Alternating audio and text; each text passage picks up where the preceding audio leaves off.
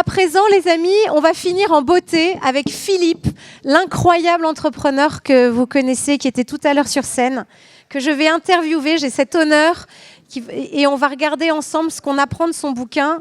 Restez parce que ça va être dingo. Vous êtes prêts? Rapprochez-vous, les amis, parce que comme ça, on est un peu plus intime. On se voit, on passe du temps. Merci, Marie-Laure. Bisous.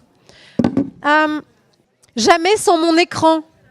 Comment l'intelligence artificielle fait naître une nouvelle civilisation.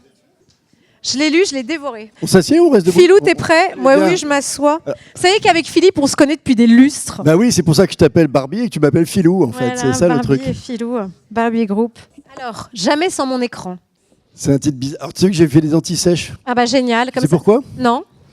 Parce qu'en fait, moi qui suis toujours l'intervieweur... Ah ouais, je sais, c'est une position... Je suis rarement l'interviewé. Oh, et ben, j'ai le trac. T'as le trac? Mais oui. Oh, mais non, regarde. Mais non, je vais te dire pourquoi. Parce que le bouquin vient de sortir.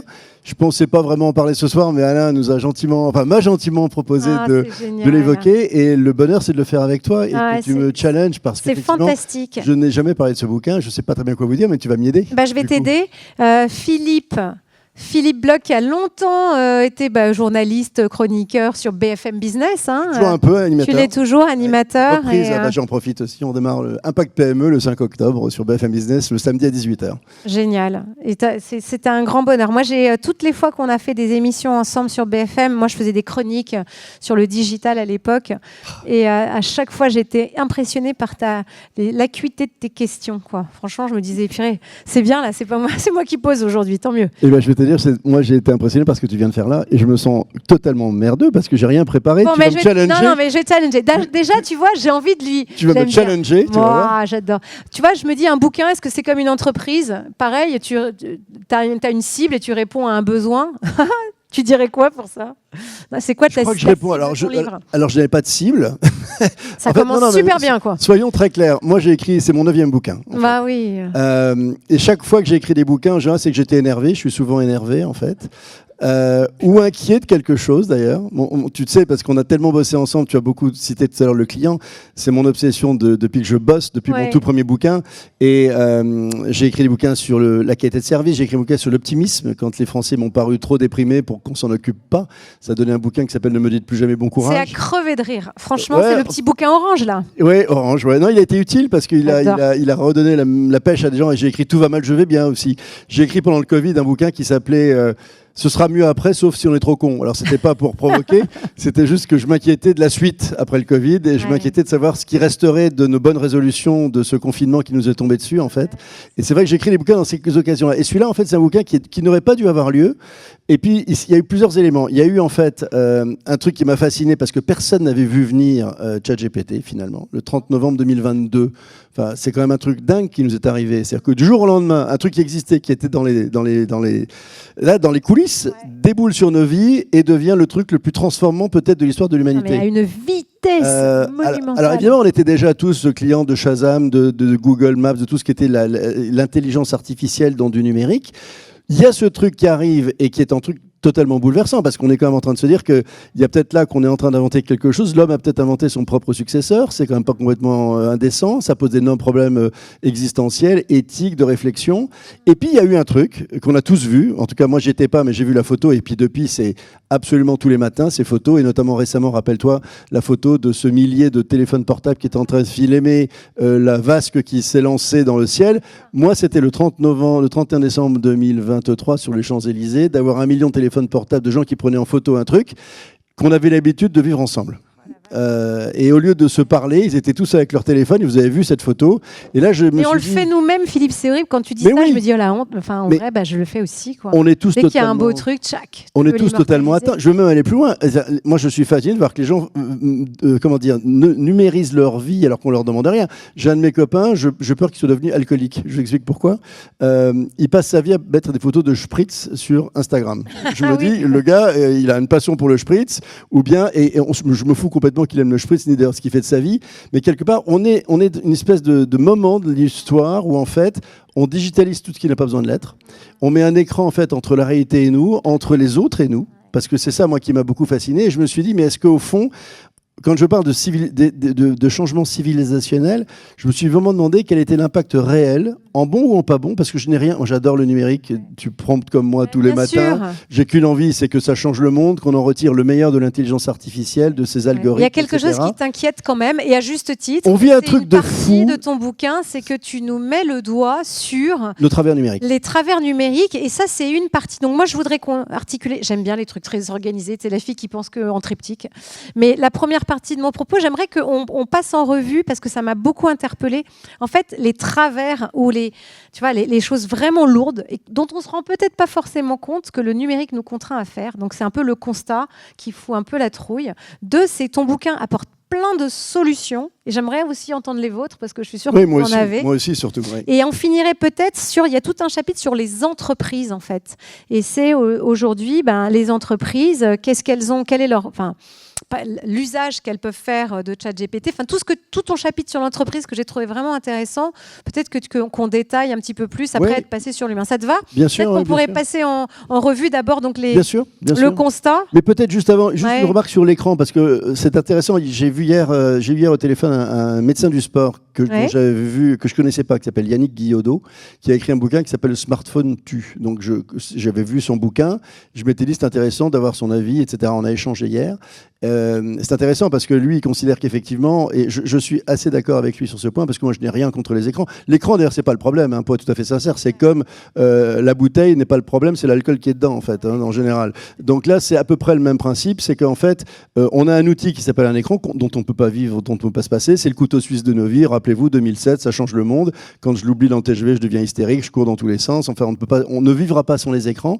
Mais ce n'est guère que finalement le lieu par lequel passe un extraordinaire système de data que nous produisons à jet continu comme des soldats au service de superpuissances technologiques américaines qui en gros nous alimentent à travers un flot de recommandations de dopamine et de choses qui vont venir bouleverser notre libre arbitre. C'est un des sujets du bouquin où on est plus influençable, on est beaucoup plus dépendant de nous enfermer dans des bulles, des systèmes de pensée, etc. Donc je n'ai rien contre les écrans, mais je me dis à un moment, on est à une telle accélération de l'accélération liée au numérique qui me passionne, mais qu'elle mérite probablement qu'on se pose 2 secondes pour se dire est-ce qu'il n'y a pas des choses qu'on vit différemment, et à un moment formant d'accélérer, de décélérer un petit peu en fait. Ce que j'ai trouvé bien, c'est que moi ça m'a permis de faire un peu un examen de conscience et de prendre conscience de travers qui étaient les miens, et j'avais pas réalisé qu'il était très urgent de réagir. Et je voudrais vous faire l'exercice, peut-être qu'on va pouvoir, vous allez pouvoir faire vous aussi l'exercice. Le premier, c'était on est plus narcissique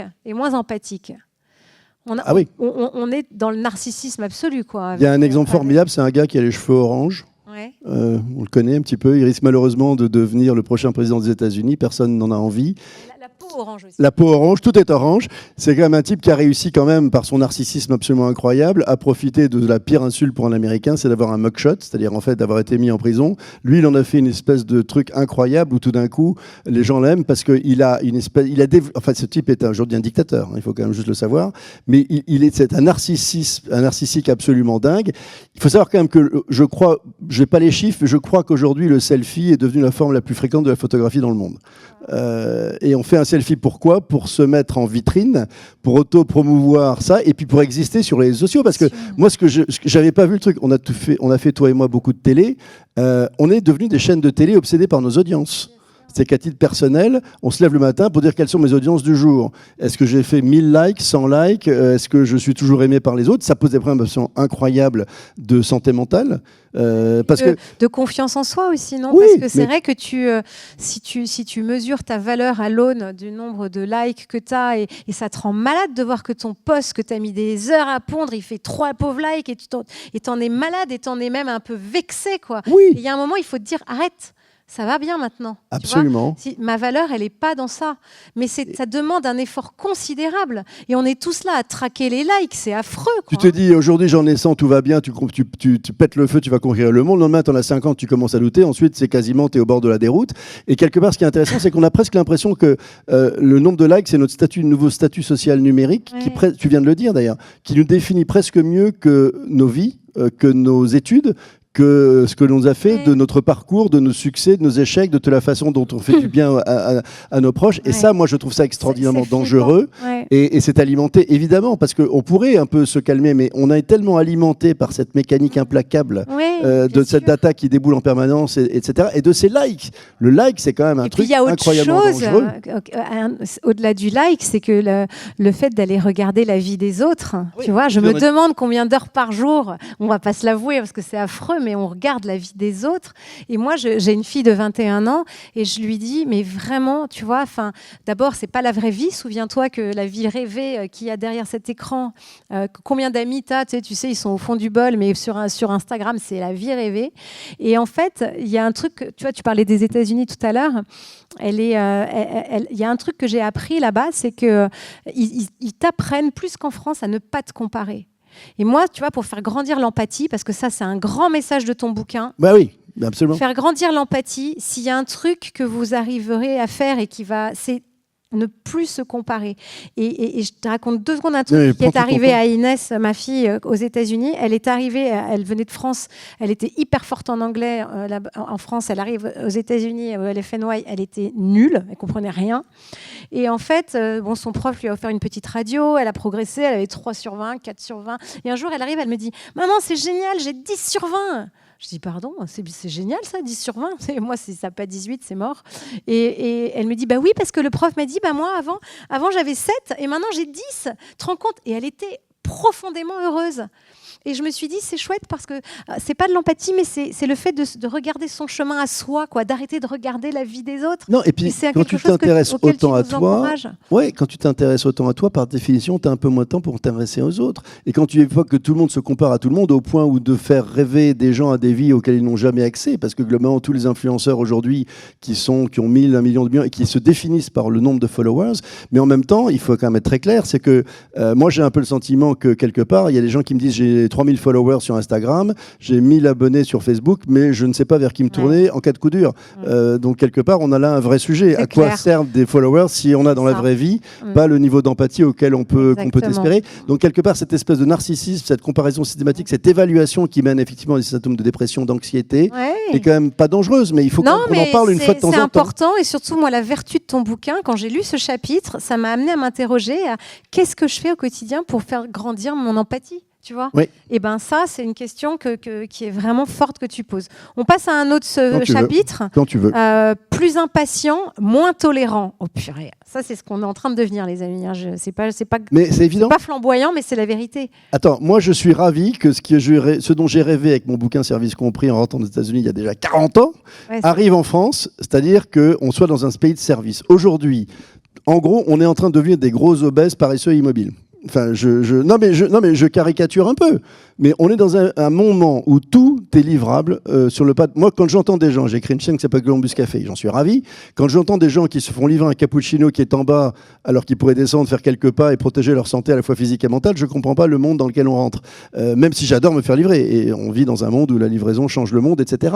Mais on se dit, pourquoi se fatiguer aujourd'hui ? Pourquoi prendre la géographie quand Waze fait parfaitement le job et Google Maps aussi ? Pourquoi aller traîner dans les bars pour draguer ? Ça nous rend paresseux, en fait. Mais c'est plus que paresseux. C'est qu'en fait, aujourd'hui, le petit picto qui illustre ce truc, c'est un gros mec un peu bedonnant sur son canapé, en train de binge-watcher une série avec une zapette dans la main et en train de bouffer de la Häagen-Dazs. Moi, je trouve qu'il n'y a pas de problème là-dessus. J'adore binge-watcher, j'adore Häagen-Dazs et j'adore ça. C'est comment rester. Mais en fait, si tu veux, moi, je crois en fait que l'idée du bouquin, c'est que je pense qu'on a un moment où on doit trouver le meilleur équilibre à travers cette putain d'outil que j'adore et dont je peux pas me passer, entre notre vie numérique et une forme de santé physique, psychique et mentale, en fait. Et le côté impatient, d'abord, il y a ça, donc il y a l'impatience, on ne supporte plus rien. Moi, je me souviens, moi, je suis beaucoup plus vieux que toi, mais je me souviens, le premier... C'est les cosmétiques. Non, mais je sais, mais mon premier Mac dans lequel on avait un petit modem qui nous donnait en une minute une photo. Aujourd'hui, tu te télécharges, en fait, en une fraction de seconde, un film en 8K, c'est un supplice médiéval. On a un vrai sujet là-dessus, et du coup, qu'est-ce qui se passe ? C'est que ça modifie complètement, et là, on peut parler business, et on peut parler qualité de service, on peut parler client, c'est qu'on ne supporte plus aucune attente, ça a totalement perverti, en fait, notre notion de ce qui est acceptable et ce qui ne l'est plus. Et aujourd'hui, tout est devenu inacceptable. Et on ne supporte pas tout ce qui ne va pas plus vite que la nature. On vit en mode un peu fast-forward. Et ça nous rend non seulement impatients, ça nous rend violents.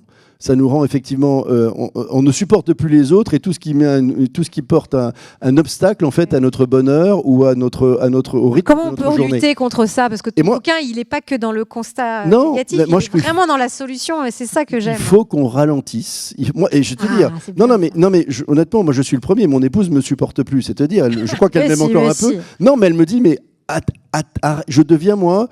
Honnêtement, c'est incroyable. Quand je vois quelqu'un aujourd'hui, j'ai même de la honte à vous dire ça. Quand je vois quelqu'un qui me sort de la petite monnaie pour payer un truc, je me dis pourquoi il paye pas avec sa carte, ce con. Et c'est terrible parce qu'il me fait perdre du temps de ma vie, alors qu'on va voir plus tard.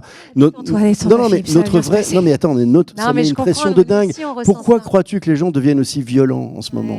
La violence, pas la violence des réseaux sociaux qui castagnent dans les rues parce qu'ils oublient que la vraie vie, il faut respecter dans la vraie vie les mêmes règles que sur Internet.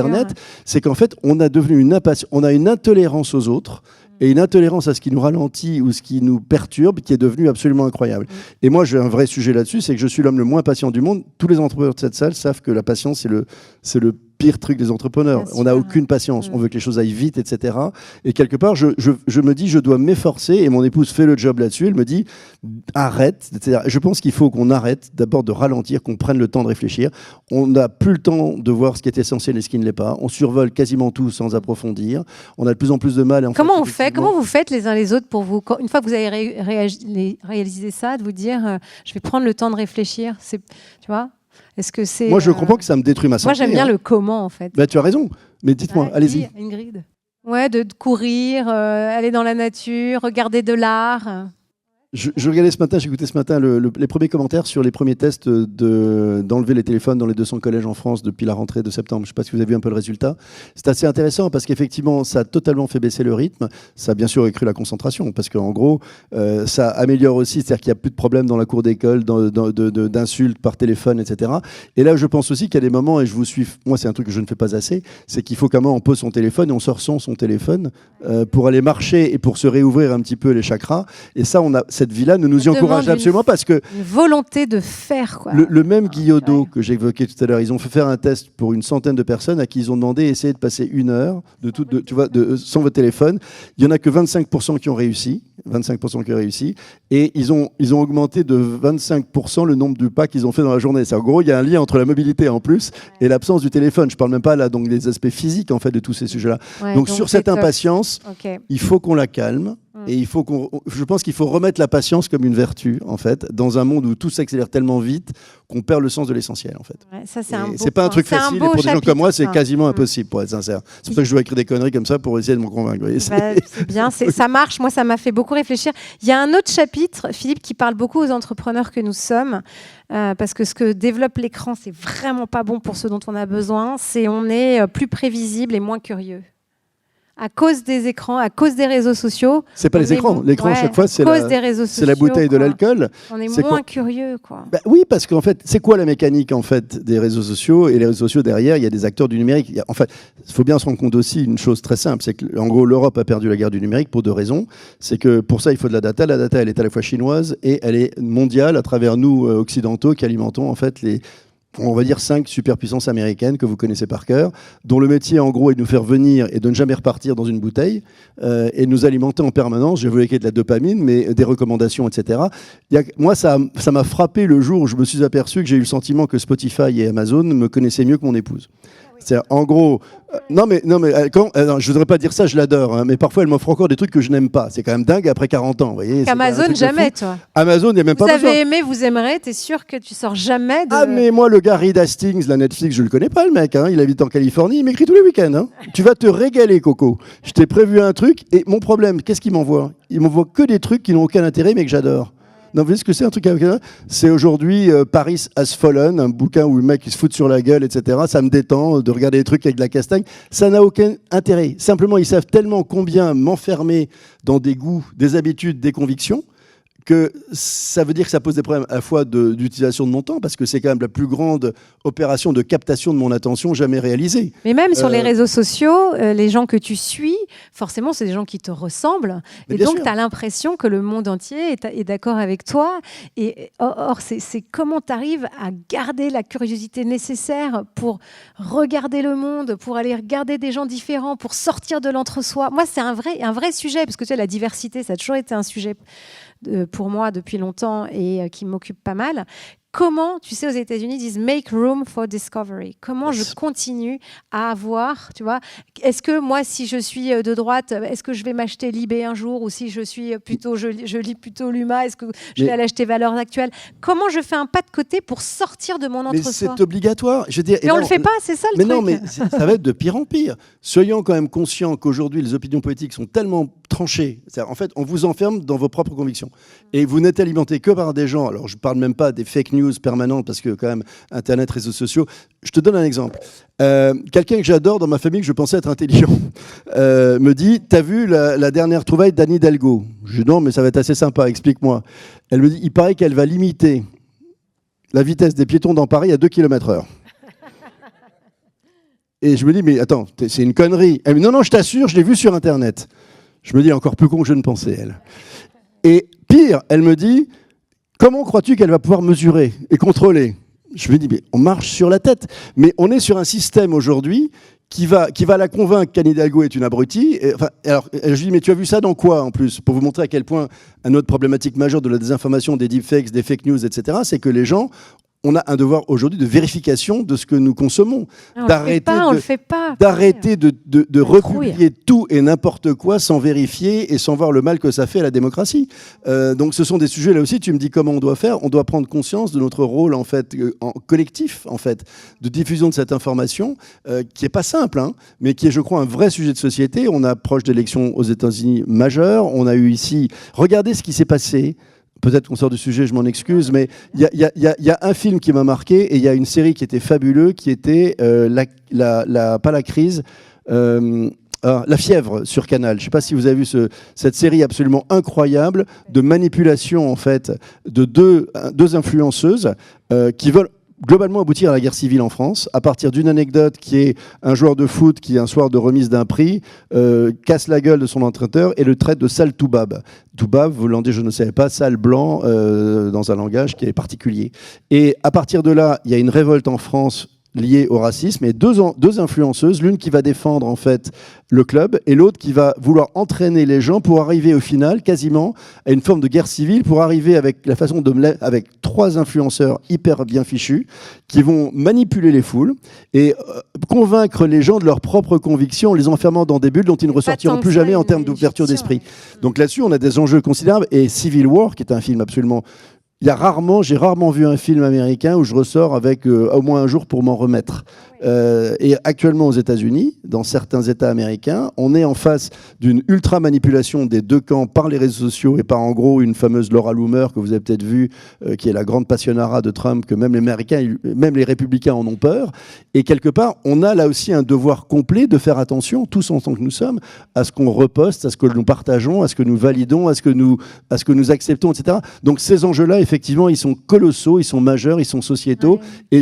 Et pour être tout à fait sincère, je ne sais même pas si le bouquin vendra un exemplaire, mais je me suis dit ça m'a fait du bien d'y réfléchir. Non, mais ce que parce que j'ai pas assez. Je trouve que peut-être que l'ensemble de ces sujets, quand on évoque tant le physique que le mental, que le psychique, on l'évoque pas assez dans notre usage. Non, mais tu as raison. Mais en tout cas, moi, en le lisant, tu vois, et je vous invite à le faire, je me suis vraiment posé la question comment je peux rester quelqu'un de très empathique? Comment je peux rester quelqu'un de curieux? Comment je peux continuer à exercer mon libre arbitre? Comment je peux continuer à être courageuse? Et en fait, c'est des choses, tu vois, c'est des vraies questions, et quand tu es parent d'ailleurs ou pas, que tu as envie de partager aussi. Et je trouve que ça a cette vertu, ce que tu nous écris là. Après, j'ai pas forcément la réponse, on pourrait en discuter. Mais c'est bien d'avoir la conscience de ça. Bien sûr, c'est un bon point, ça. Hein. Et qui est-ce qui nous ramène au bon sens? Qui est-ce qui nous ramène au sens commun? Tu vois, c'est loin des réseaux, probablement. En tout cas, on a une responsabilité à lutter contre ce travers. Je n'ai rien contre les réseaux. Ils ont fait des œuvres et des choses formidables. Ils vont continuer à le faire. Mais je pense qu'il faut qu'on raisonne l'usage des réseaux et qu'on enseigne aussi un enseignement éthique des réseaux, en fait, aujourd'hui aussi. Parce qu'ils peuvent être éminemment dangereux. Enfin, on ne parle même pas de la violence dans les écoles, on ne parle pas du cyberharcèlement, on ne parle pas de tous ces sujets qui sont absolument permanents, de cette violence devenue naturelle, Bien parce sûr. que la vraie vie n'est pas celle que vivent un certain nombre de jeunes. Et je crois... En plus, ça me gêne, ça fait genre un peu vieux con qui donne des leçons maintenant, parce que j'ai pris quelques années. Mais c'est bien de se dire, et d'ailleurs, j'aimerais bien qu'on demande à nos invités, Mais ils sont invités, ils sont le ouais, non, mais pour répondre justement, et toi, merci, tu vois, d'agiter ce drapeau, parce que ça nous permet de nous mettre face à nos propres contradictions aussi, et c'est jamais mauvais. Donc, merci pour ça. Mais ce que j'aimerais savoir, c'est si on fait un petit tour de piste comme ça, c'est quelle solution on pourrait apporter, tu vois, Alain, tu vas commencer. Non, mais qu'est-ce que une réponse, tu vois, toi, Ingrid, tu disais, moi, je dis, on coupe et on va marcher dans la nature. Toi, tu disais, revenir au bon sens, se souvenir que le bon sens, c'est un driver dans ma vie. Et c'est quoi une bonne pratique? On en a peut-être tous une, quoi. Moi, j'adorerais. Je peux te répondre, Catherine. Moi, quand je veux déjeuner moins vite, je pose mes couverts. D'accord, je les pose. Ça, il faut le poser. Par exemple, quand je suis au bureau, je coupe ma 5G pour ne pas avoir de notifs WhatsApp ou des notifs du Monde ou autre. Moi, j'ai coupé toutes mes notifs sur mon téléphone.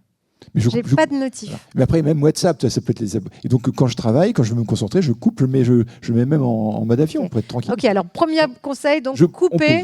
Tu coupes. Allez, on fait un tour avec le micro. Alors, moi je pars m'aérer.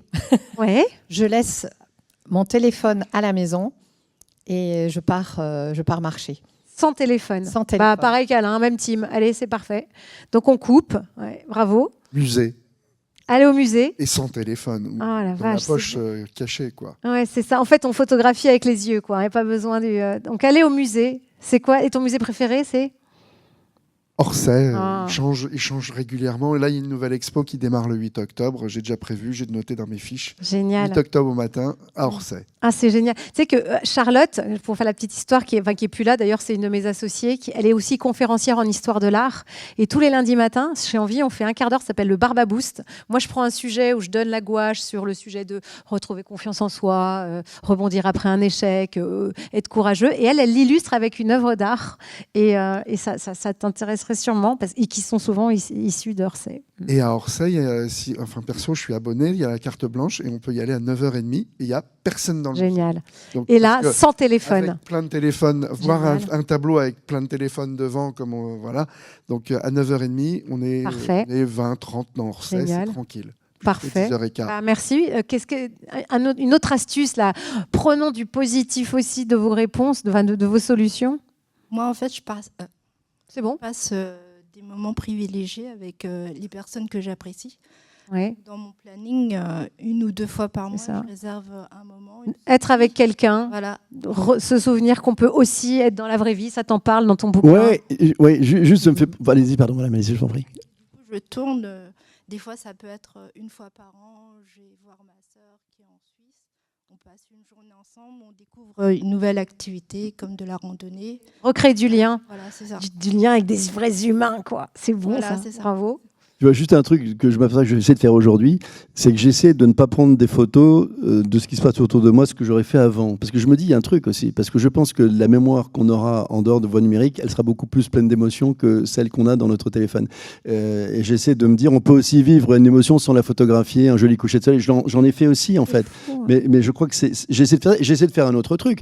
Je te parlais d'une espèce de propension que j'ai à regarder des films d'action qui me détendent, ce qui est quand même une vraie connerie, je le reconnais volontiers, mais ça me détend vraiment. J'essaie systématiquement, quand j'essaie de trouver un truc, de regarder un truc que j'ai pas du tout envie de regarder. Je me dis, presque volontairement, j'ai pas envie de me faire souffrir, mais j'ai envie de contredire l'IA générative qui m'explique que parce que j'ai aimé tout ça, parce qu'il y a toute la mécanique de surconsommation de ce qu'on nous propose. Je parle de Netflix parce qu'on connaît tous ça au quotidien, mais j'essaie d'aller voir un documentaire que je ne regarderai jamais en disant je pourrais peut-être un tout petit peu m'ouvrir au-delà que mes opinions politiques soient contrariées par d'autres de la même façon. de regarder les choses.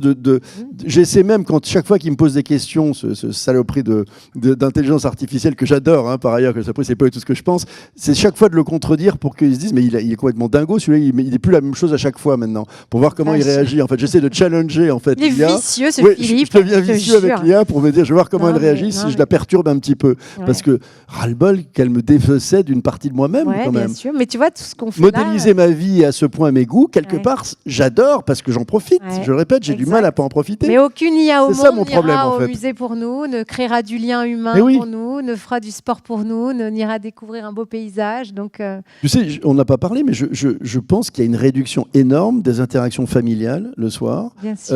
Ce qui est intéressant, c'est de voir à quel point les grandes enquêtes, les grandes boîtes du numérique américaines arrêtent maintenant le télétravail en disant revenez au boulot parce qu'on veut recréer à la fois de l'énergie, de la créativité, de dire on arrête le télétravail 7 jours sur 7 ou 5 jours 7.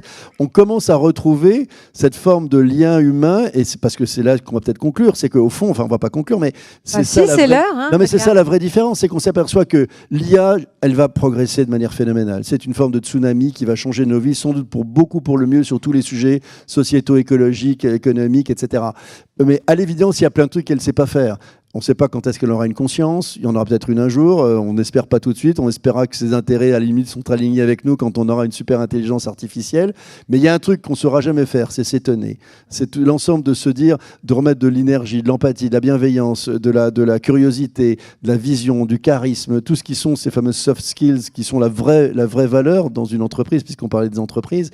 Les vraies valeurs, elles seront là demain. Et on va évidemment s'abriter sur ça. Et il faut qu'on le fasse. Moi, je suis le premier à dire, il faut qu'on prenne dans tous les sens. Il faut apprendre à tout le monde à utiliser ces outils. Il faut transformer nos organisations. Il faut mettre l'IA à l'école partout, à l'évidence. Mais il faut vachement refaire l'enseignement. Mais tu as raison. Mais l'enseignement aussi. Mais je pense qu'un bon enseignement, justement, avec lequel on pourrait se quitter, c'est que est-ce que chaque matin, quand on se lève, on ne se dit pas qu'est-ce que je vais faire aujourd'hui, un engagement que je prends pour justement lutter contre ce travers naturel de cette saleté de drogue quand même et que j'adore. Hein. Et moi, j'aime bien, tu vois, tu prends ton engagement, tu dis aujourd'hui, je vais m'efforcer je vais parler avec un inconnu, je vais aller regarder un site tu vois, sur lequel je suis jamais allée. Tu vois, parce que cette curiosité, pour reboucler avec ce qui nous rassemble aujourd'hui, qui est l'entrepreneuriat, on est des déviants quand on entreprend. Tu vois, on est toujours en train de questionner le statu quo, on est en train de s'émerveiller du monde. Et je me dis que ton livre, il me permet, moi, de me souvenir de ma responsabilité d'humaine de faire ça. Et donc, peut-être tous les matins, on pourrait faire ça. Je ne sais pas ce que vous en pensez. Tu vois, prendre une pun. Tu voulais partager quelque chose que tu fais, non ? Qui a le micro, non ? Toi qui as le micro, non ? Une chose que tu fais pour déconnecter. Bien, très simple. Au quotidien, je suis dans mon je travaille. Je fais quelque chose qui me plaît. J'ai mon téléphone qui est sur mon bureau, je regarde. Je désactive tout ce qui est notification, parce que ça évite de prendre la batterie. Et sinon, il y a des fois, je peux me mettre en mode avion, pas qu'on me dérange. Mais sans ça, je travaille calmement. Je gère mon stress et tout tranquillement. Bon, mais déconnecter, c'est un beau mot. Oui, parce que juste, ne simplifions pas trop non plus. C'est-à-dire, si je peux me permettre, c'est que l'écran et le téléphone n'est que l'outil.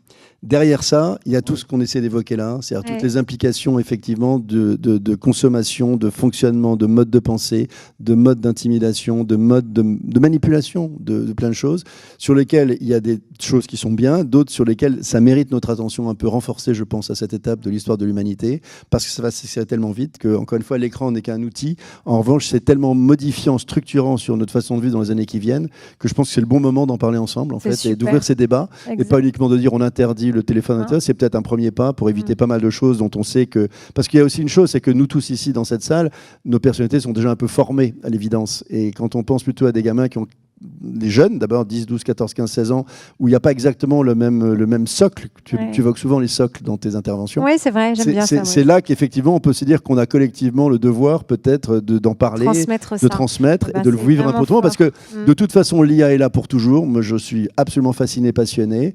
On ne l'arrêtera pas. Je pense qu'il faut qu'on arrive à bien vivre avec et qu'on soit des êtres humains dont on sera fiers. Des vrais humains. Des humains augmentés, mais augmentés d'amour. En fait. Voilà, augmentés avec un exosquelette squelette qui sera l'IA, qui va nous permettre de faire tas de choses de manière extrêmement plus rapide, intéressante et intelligente, mais que ça ne nous rende pas plus cons à mesure que l'IA, elle deviendra de plus en plus intelligente. Ça, c'est clair. En fait, parce que c'est nous qui l'alimentons en intelligence, quand même, ne faut pas l'oublier, à travers tout ce qu'on met dedans. Et à travers, je le répète aussi, des entreprises qui encapsulent leurs valeurs dans toutes ces intelligences artificielles. Il y a tout ce débat quand même entre Elon Musk et les autres en disant c'est un outil absolument détestable, au contraire, c'est le sauveur de l'humanité. Mais les datas, elles sont quand même ceux qui les mettent dedans. Là aussi, il faut qu'on reste vigilant. C'est aussi une forme de devoir de vigilance face à tout ça. Merci. Je voulais finir avec un peu de poésie. Oui, parce que je n'ai pas été très poétique. C'est pas ça, mais j'ai envie de vous dire une petite poésie qui va dans le sens de ce que tu dis. Parce que moi, ce que je retiens de ton bouquin, c'est vraiment cet encouragement à être meilleur. C'est une petite citation de Jacques Brel. Il dit, je vous souhaite ce qu'il dit. Je vous souhaite de désirer. Le bonheur, c'est déjà vouloir. Je vous souhaite des rêves à n'en plus finir et l'envie furieuse d'en réaliser quelques-uns.